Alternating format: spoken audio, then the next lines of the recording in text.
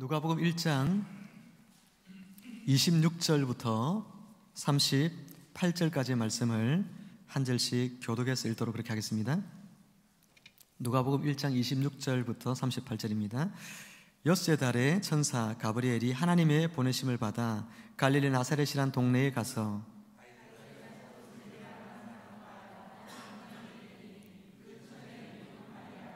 그에게 들어가 이르되 은혜를 받은 자여 평안할지어다 주께서 너와 함께 하시도다 하니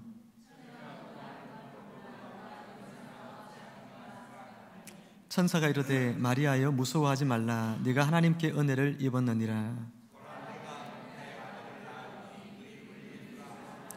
그가 큰 자가 되고 지극히 높으신 이의 아들이라 일컬어질 것이요 주 하나님께서 그 조상 다윗의 왕위를 그에게 주시리니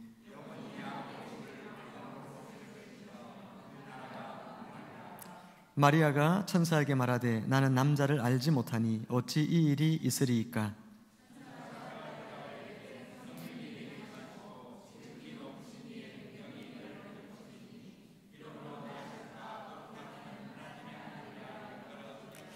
보라 내 친족 엘리사벳도 늙어서 아들을 배었느니라. 본래 임신하지 못한다고 알려진 이가 이미 6달이 되었나니 함께 마리아가 이르되 주의 여종이오니 말씀대로 내게 이루어지이다 하매 천사가 떠나가니라. 아멘. 한번 따라 해볼까요? 은혜 받은 자여. 우리 옆에 분에게 축복해 봅시다. 당신은 은혜 받은 자입니다.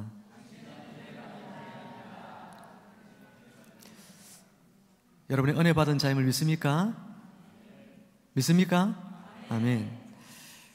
데일 카네기는 은혜에 대해서 이런 말을 남겼습니다. 은혜를 모르는 것은 마치 잡초처럼 자연스러운 것이다. 그러나 은혜를 깨닫는 것은 마치 잡초 속에서 장미를 키우는 것과 같아. 여러분, 은혜에 대해서 세 가지 교훈을 이야기하고 있죠. 첫째는 은혜는 쉽게 잊어버린다는 겁니다. 두 번째는 은혜를 깨닫는 것은 어렵다는 거예요. 그런데 세 번째는 은혜를 아는 자들에게 은혜는 무엇과 같다고요? 장미꽃처럼 아름답다. 그렇게 이야기하고 있습니다. 우리 인간이 깨달아야 할 많은 영적인 가치들이 있죠. 그 가치들 중에서 우리가 깨달아야 할 가장 중요한 것 중에 하나가 뭐냐면 바로 은혜에 대한 깨달음입니다. 오늘은 은혜 받은 자요라는 제목으로 함께 말씀을 나눕니다. 이 말씀을 통해서 마리아가 깨닫고 누렸던 그 은혜를 저와 여러분들도 동일하게 누리는 축복이 있기를 주님의 이름으로 축원합니다. 여러분, 오늘 말씀에서 우리는 하나님의 은혜 세 가지를 만나게 됩니다. 어떤 은혜일까요?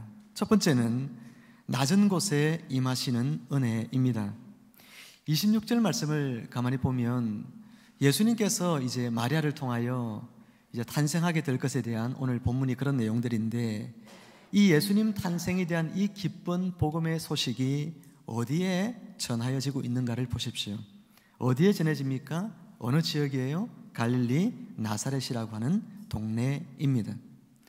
여러분, 나사렛이라고 하는 이 동네는 구약 성경에서 단 한 번도 언급된 적이 없는, 아무런 존재감이 없는 그런 지역이 바로 나사렛입니다. 그런데 바로 이곳에 하나님의 은혜가 임하였다는 사실이죠. 온 인류의 구원자이신 예수님의 탄생 이야기가 여러분 시작이 된다고 하면 어디에서부터 이 이야기가 시작되면 좋을까요? 수도 예루살렘에서부터. 그렇죠. 그곳에서부터 온 우주의 왕이요 이스라엘의 왕으로 오시는 분이 이 예루살렘에서 탄생하실 것이다. 이렇게 말하면 얼마나 멋지고 좋겠습니까마는 그러나 성경은 아무에게도 알려져 있지 않는 땅, 초라하고 보잘것없는 나사렛, 바로 그곳에 하나님께서 예수 그리스도가 태어나게 하실 이 귀한 사건을 위해서 마리아를 찾아가십니다. 하나님의 주권적인 선택이요 하나님의 전적인 은혜입니다. 여러분, 사무엘 선지자가 왕을 세우기 위해서 베들레헴에 있는 이새라고 한 사람의 집에 찾아갔을 때에 그의 첫 아들 엘리압의 용모를 보고 하나님께서 이 아들을 왕으로 정하셨구나 그렇게 생각했죠. 그런데 하나님이 뭐라고 했습니까? 아니라고 말합니다. 둘째 아들도 셋째 아들도 7명이 다 지나가는데 7명의 아들이 전부 다 왕감들이었습니다. 그런데 하나님은요, 아니라고 이야기합니다. 그러면서 한 사람을 데리고 오는데 저 들에서 양을 치고 있던 목동이었던 다윗을 데리고 오죠. 8번째 아들. 이새인 아버지 이새도 이 아들을 잊고 있을 만큼 그런 존재감이 없는 그런 아들이었습니다. 그런데 이 다윗을 데리고 와서 그 다윗에게 하나님께서 뭐라고 말하냐면 기름을 부으라 그렇게 이야기합니다. 이 아들을 왕으로 삼으라고 이야기합니다. 아무도 볼 때에 왕감이 아니에요. 다윗에 대해서 성경이 뭐라고 말하냐면 그의 빛이 붉고 눈이 빼어나고 얼굴이 아름답더라. 여러분, 여기에서 그의 빛이 붉고 무슨 뜻일까요? 얼굴이 앳되다는 이야기입니다. 아직까지도 소년의 이미지를 벗어나지 못했다는 이야기입니다. 미소년이에요. 그런데 이런 아이가 왕이 될 수가 있나 하는 것입니다. 아버지도 생각하지 못했던, 사무엘도 그 형들이 왕감이라고 생각했었지만 그러나 하나님의 마음은 이 어린 소년 다윗에게 있었습니다. 여러분, 이것을 무엇으로 설명할 수 있을까요? 하나님의 은혜가 아니고는 설명할 길이 없다는 것입니다. 하나님은 75세의 노인 아브라함을 택하셔서 믿음의 조상으로 삼으십니다. 그리고 사사기에 보면 오른손이 불구자인 왼손잡이 에웃을 택하셔서 이스라엘 민족의 구원자로 삼으시고, 기생의 아들로 태어난 천한 기드온을 택하셔서 또한 이스라엘 민족의 사사로, 구원자로 세우셨습니다. 여러분, 이들이 하나님의 선택을 받을 수 있는 어떤 자격이 있어서 택함을 받은 것이 아니라 하나님의 전적인 은혜로 그들이 택함을 입었다는 것이죠. 오늘 우리의 상황도 다를 바가 아닙니다. 고린도전서 1장 26절 말씀은 이렇게 우리에게 말하고 있습니다. 함께 찾아 읽어볼까요? 주보에 보시면 있습니다. 같이 읽습니다. 시작. 형제들아, 너희를 부르심을 보라. 육체를 따라 지혜로운 자가 많지 아니하며 능한 자가 많지 아니하며 문벌 좋은 자가 많지 아니하도다. 아멘. 27절에는 이렇게 또 이야기하는데, 미련한 자들, 천한 자들, 멸시받는 자들, 없는 자들, 아무 육체도 자랑할 것이 없는 사람들, 그 사람들이 누구라는 겁니까? 고린도 교회의 성도들이고 오늘 우리들이다, 그렇게 말씀하고 있습니다. 물을 부으면 어디서부터 물이 채워지냐면 낮은 곳부터 물이 채워집니다. 여러분, 하나님의 은혜가 낮은 곳에 있는 사람들에게 먼저 찾아왔다는 것은 의미심장한 것입니다. 들판에서 양을 치고 있던 목자들에게 예수님의 탄생 소식이 전하여진 것처럼 낮은 곳, 천한 곳, 스스로 은혜 받을 자격이 없다고 여기는 사람들, 바로 그런 인생들에게 하나님의 은혜는 항상 먼저 찾아오는 것입니다. 저와 여러분들이 하나님의 은혜를 받기를 원한다면, 내가 하나님의 은혜를 받을 자격이 있다고 생각하면 은혜를 받을 수 없지만 나는 하나님의 은혜를 받을 자격이 없는 사람입니다. 그렇게 고백할 때에 은혜는 바로 그런 여러분에게 찾아온다는 것을 믿으시기를 주의 이름으로 축복합니다. 여러분, 우리 자신의 모습을 볼 때에 하나님 앞에 은혜 받을 자격이 아무것도 없습니다. 베드로를 예수님께서 찾아가서 부르실 때 베드로가 예수님에게 뭐라고 말합니까? 주여, 저는 죄인입니다. 저를 떠나십시오. 그렇게 이야기합니다. 여러분, 이것이 우리의 고백이 되기를 주의 이름으로 축복합니다. 우리는 아무런 은혜 받을 자격이 없는 사람들이에요.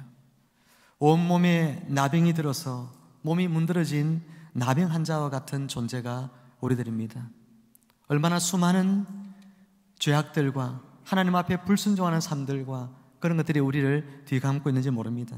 베드로처럼 우리는 주님 앞에, 주님, 저는 죄인입니다, 날마다 고백할 수밖에 없는 그런 연약한 존재들이죠. 나인성의 아들을 잃은 과부처럼 하나님의 은혜는 아무것도 남겨진 것이 없는 자들에게 찾아옵니다.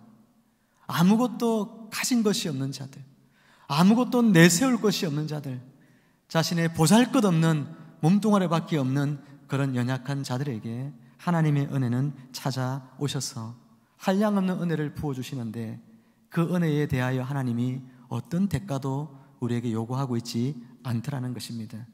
너희는 값없이 와서 내가 너희에게 주는 영적인 생명의 물을 마시고 너에게 주는 포도주를 마시라고 성경은 이야기하고 있습니다. 오늘 주님 앞에 우리가 나갈 수 있는 것은 자격이 있어서가 아니라 아무런 대가도 지불할 필요가 없는 놀라우신 은혜로 우리에게 찾아와 주신 하나님의 사랑 때문에 오늘도 우리가 이 예배 자리에 나와 있는 줄로 믿습니다.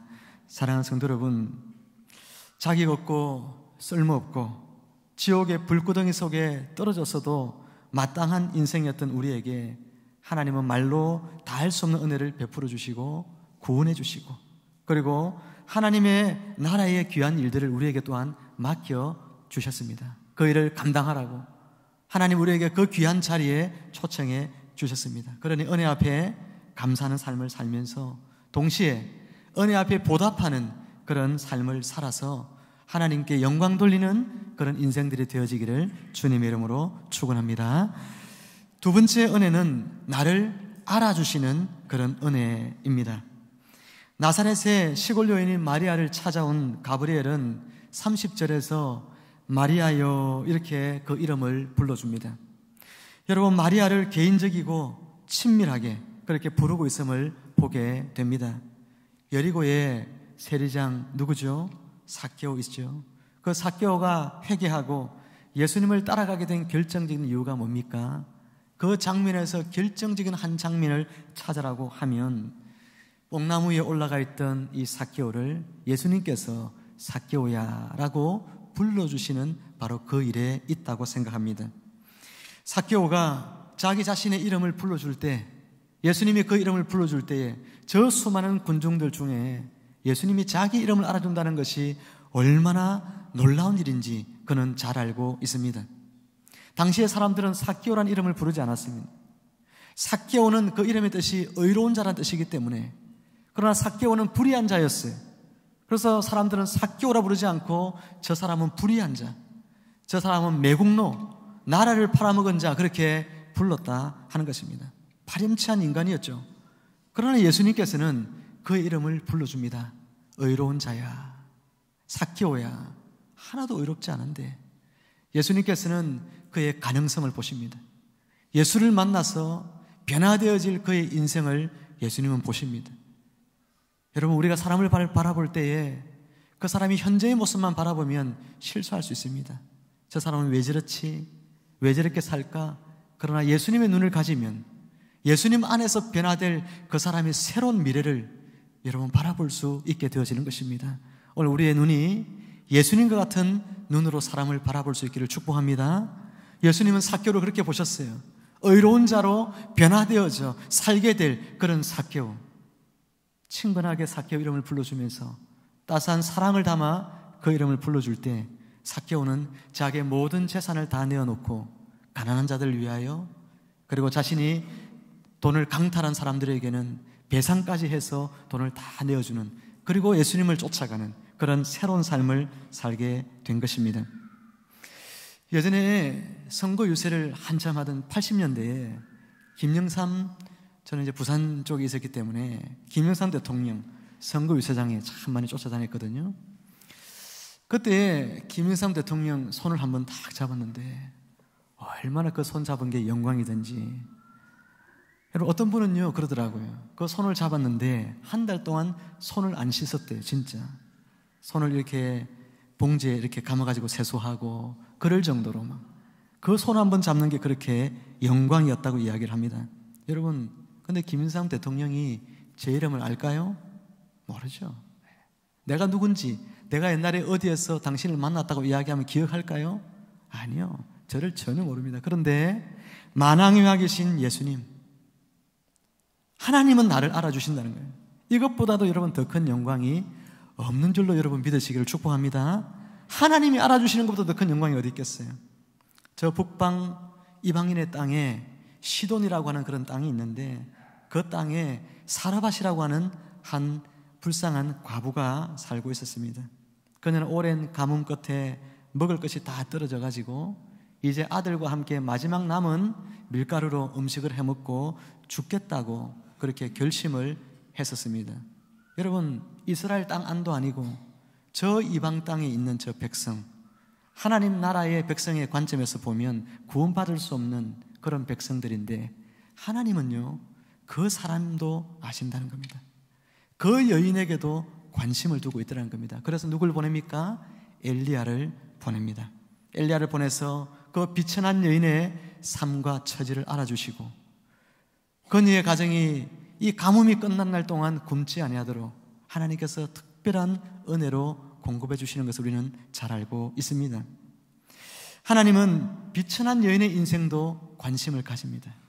사마리아의 한 여인, 여러분 비천한 또 다른 여인이죠.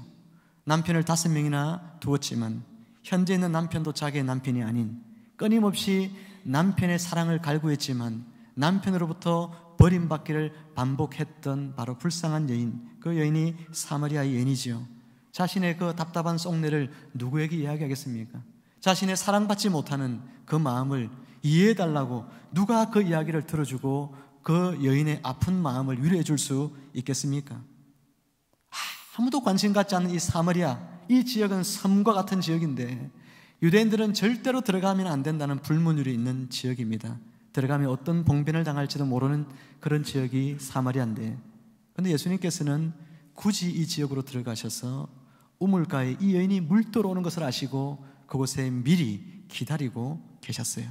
사랑하는 성도 여러분, 예수님께서는 그 여인의 마음을 알아주십니다. 예수님은 그 여인의 사정을 다 알아주고 있더라는 것입니다. 사랑하는 성도 여러분, 사람들이 여러분 알아주지 않습니까?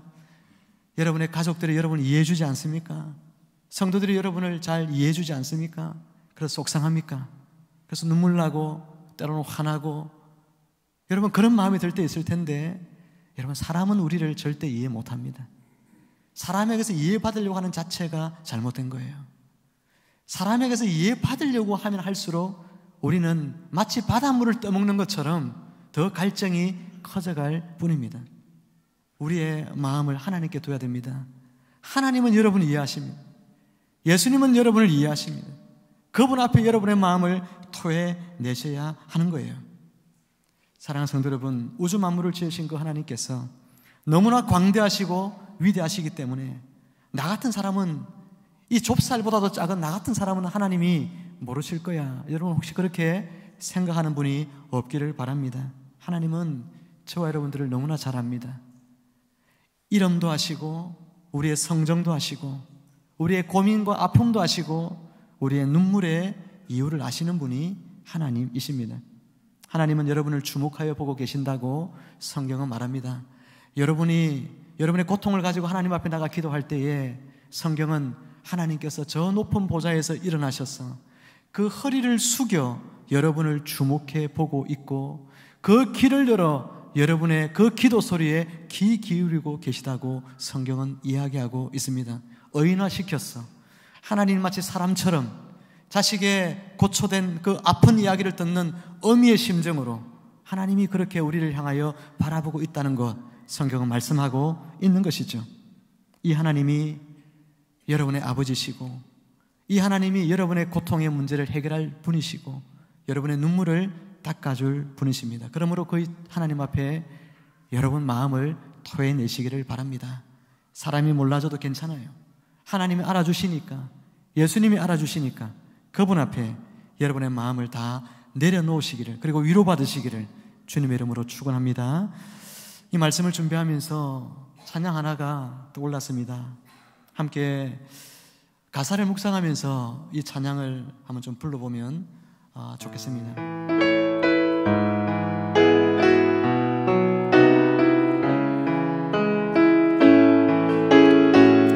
우리 옆에 분 한번 손을 잡고 한번 같이 한번 불러볼까요? 나를 지으신 주님, 내 안에 계셔 처음부터 내 삶은 그의 손에 있었죠. 다시 한번 할 때, 너를 지으신 주님, 너를 지으신 주님, 네 안에 계셔, 네 안에 계셔 처음부터 내 삶은 처음부터 내 삶은 그의 손에 있었죠. 내 이름 아시죠? 내 이름 아시죠? 내 모든 생각도 내 흐르는 눈물 그가 닦아주셨죠. 우리 자신을 축복하면서 합시다. 그는 내 아버지, 그는 내 아버지, 난 그의 소유, 난 그의 소유.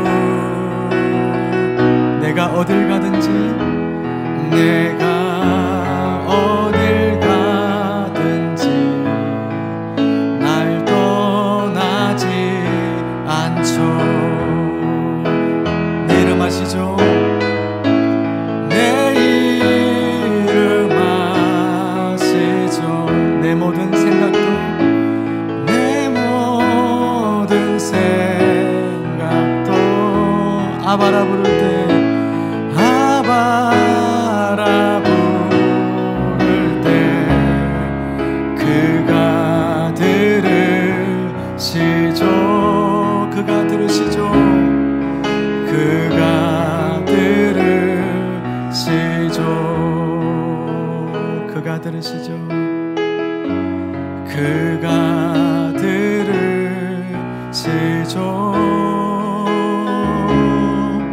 그가 들으시죠. 우리 옆에 분 한번 손을 한번 잠깐 잡고 같이 한번 이 시간 기도하면, 이렇게 기도하면 좋겠습니다.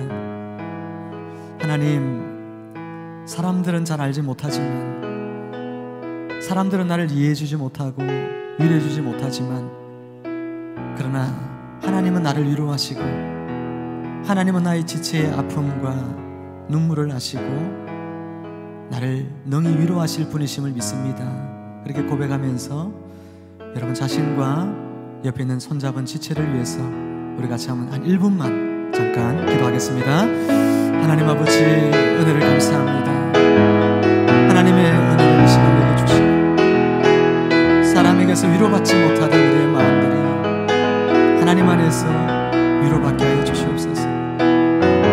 사람들은 이해해주지 못하는 우리의 아픔을 하나님은 알아주시고, 사람들이 닦아줄 수 없는 우리의 눈물을 하나님은 닦아주시는 줄 믿습니다. 하나님 아버지, 은혜를 감사합니다. 사람들이 이해해주지 못하고 알아주지 못하고 닦아줄 수 없는 우리의 눈물을 하나님 이해해주시고 알아주시고 그 눈물 닦아주시니 감사합니다. 우리를 알아주시는 주님 앞에 우리의 삶을 내어놓고 주님 앞에 기도하는 저희들 되게 하시고, 그럴 때마다 우리의 아버지 되시는 하나님의 한없는 사랑과 위로와 은혜를 저희들이 날마다 누리며 살 수 있도록 축복하여 주옵소서. 예수님의 이름으로 기도하옵나이다. 아멘. 우리 서로에게 한번 이렇게 축복하겠습니다. 하나님께서는 집사님을 알아주십니다.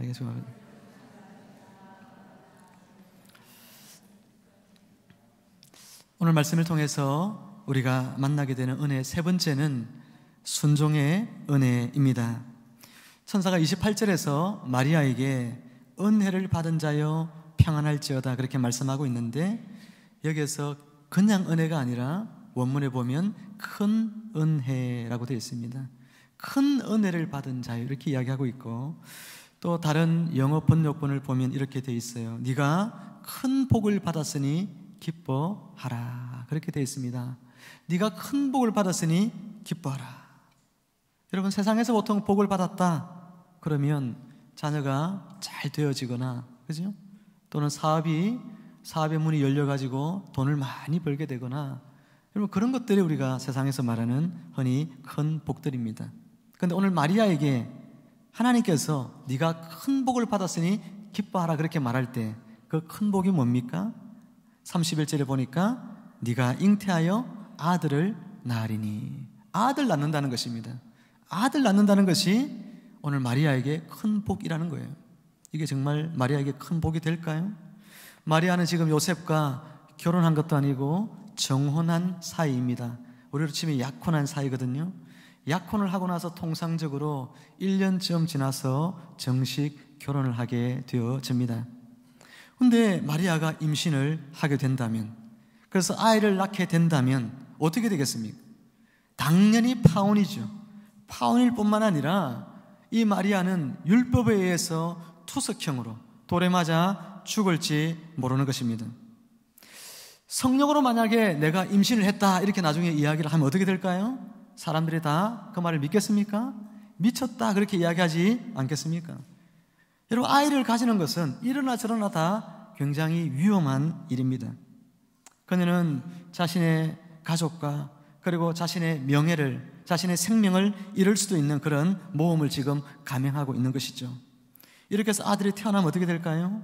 이 아들은 사생아로서 또 성전 노예나 또 주워온 아이들이나 그리고 고자와 같은 그런 등급에 속한 사람으로 취급을 받아서 엄청나게 자라면서 서러움을 겪을 수밖에 없는 그런 존재가 될 수 있는 거예요. 여러분, 이런데 네가 큰 복을 받았다, 네가 큰 은혜를 받았다, 여러분, 이게 은혜로 다가올 수 있느냐는 것입니다. 은혜라고 받기에는 이것을 받아들이기에 너무나 힘든 그런 은혜를 지금 하나님께서 마리아에게 주고 있다는 것입니다. 저는 이 사실을 묵상하면서 하나님의 은혜에 대하여 두 가지 사실을 새롭게 배우게 됩니다. 우리 주부에 여러분 있는 말씀을 한번 보시면서 제가 한번 읽어드리면, 첫째로 내가 원하는 것을 원하는 때에 주시지 않는 것도 은혜라는 것이고, 여러분 잘 생각해 보세요. 원하는 것을 우리는 원하는 때에 주시는 것을 은혜라고 생각하는데, 원하는 것을 원하는 때에 주지 않아도 그것이 은혜다. 둘째는 반대로 내가 원하지 않는 것을 원하지 않는 때에 주시는 것도 은혜다. 여러분, 이런 사실을 깨닫습니다. 그럼 은혜의 정의가 뭐예요? 뭐가 은혜예요?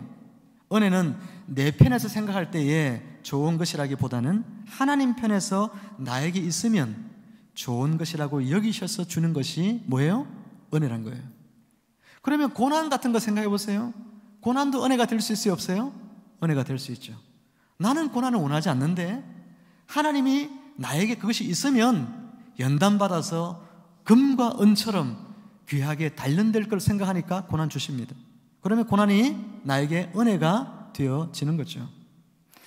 그런 걸 보면 우리는 은혜 아닌 것을 은혜로 참 많이 알고 살고 있고, 또 은혜인데도 은혜인지 모르고 살아가는 것이 참 많구나, 그런 것을 깨닫게 되죠.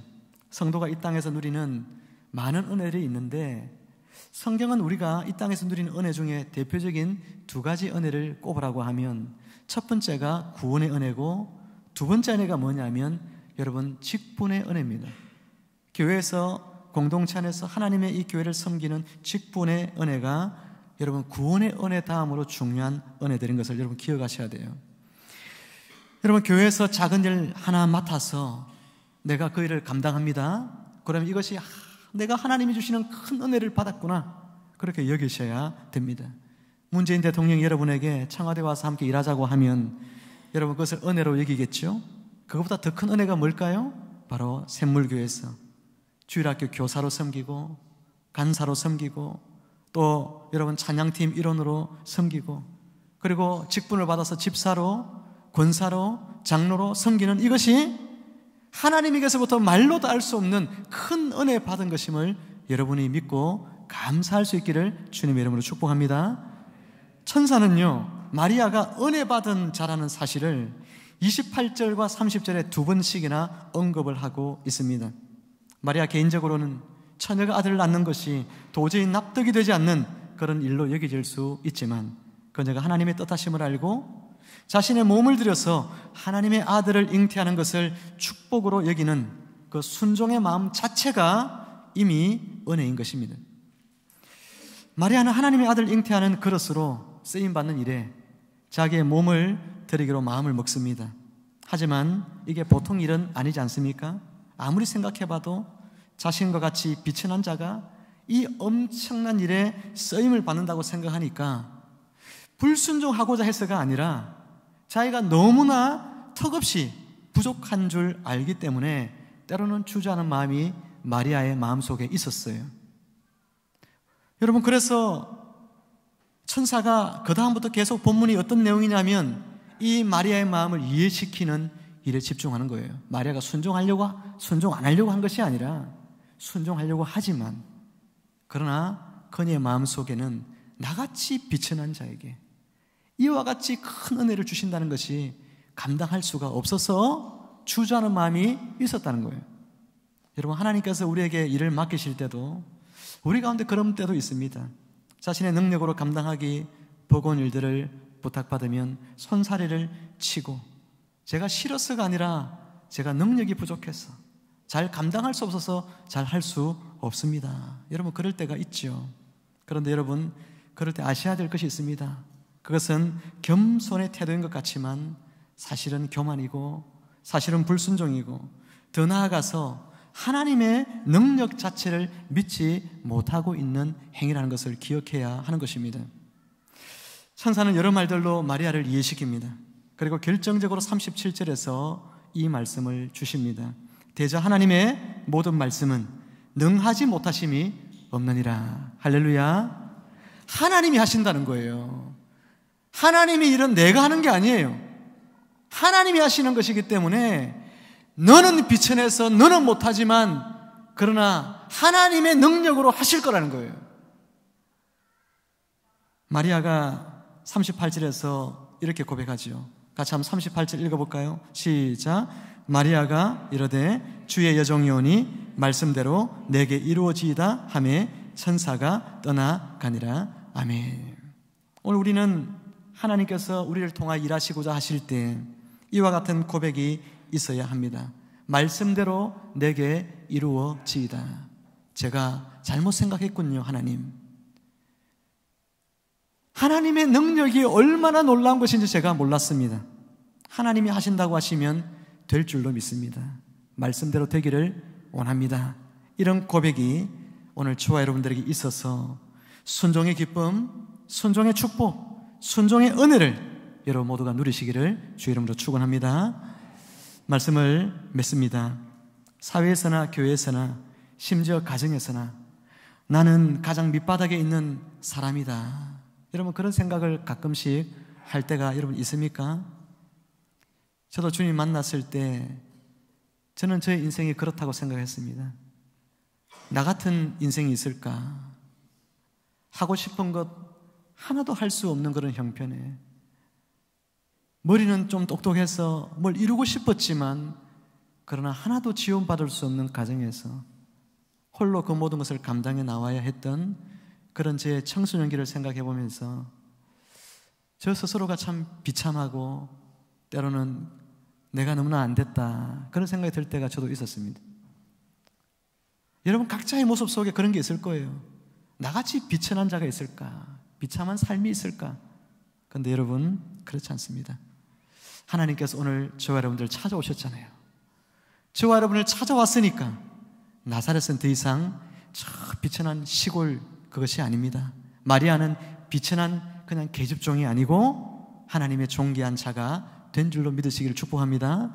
하나님이 찾아오셨으니까 얼마나 우리는 하나님의 복받은 자들인지 모릅니다. 뿐만 아니라 하나님이 우리를 알아주시잖아요. 우리를 이해해 주시잖아요. 사람은 우리를 몰라줘도 하나님 우리를 알아주십니다. 우리의 눈물을 아십니다. 우리 아픔을 아십니다. 우리 고통을 아시기 때문에 그 하나님 앞에 우리가 나아가서 아빠, 아버지 그렇게 부르며 기도할 때 하나님이 우리의 모든 기도 위에 응답해 주시는 것이죠. 그리고 우리가 이제 순종함을 통해서 마리아처럼 주님의 이 은혜를 전하는 통로가 되어지기를 하나님은 또 원하시고 또 그렇게 우리를 사용하십니다. 우리 사회에는요, 약한 자들이 많고 별 볼 일 없는 자들, 소외받은 이웃들, 그런 사람들이 너무나 많죠. 그들에게 예수 탄생의 이 복음을 전하는 그런 12월이 될 수 있기를 바랍니다. 그래서 저들도 하나님이 어떠한 은혜로 그들을 찾아오셨는지, 낮은 자를 찾아오시는 하나님, 그리고 그들을 알아주시는 그 하나님을 만나고, 그리고 그들을 통하여 하나님의 이 귀한 복음의 통로 삼으시기를 원하시는 그런 하나님을 그들도 만날 수 있도록 이 귀한 일들 위에 저와 여러분들이 아름답게 쓰임받는 그런 이 한 달 되어지기를 주님의 이름으로 축원합니다. 같이 한번 기도하겠습니다. 하나님 아버지, 낮고 낮은 인생을 찾아오시고 아무도 알아주지 않던 우리를 하나님은 알아주시고 또한 우리를 구원하셔서 하나님 나라의 이 귀한 복음을 나누는 통로로서 저희들을 사용하여 주시니 감사를 드립니다. 하나님 아버지, 은혜를 우리가 소중히 여기는 자들 되게 하여 주시옵소서. 잡초처럼 여기지 않게 하여 주시옵소서. 하나님이 은혜를 장미꽃처럼 귀하게 가꿀 수 있는 저희들 되게 하여 주옵소서.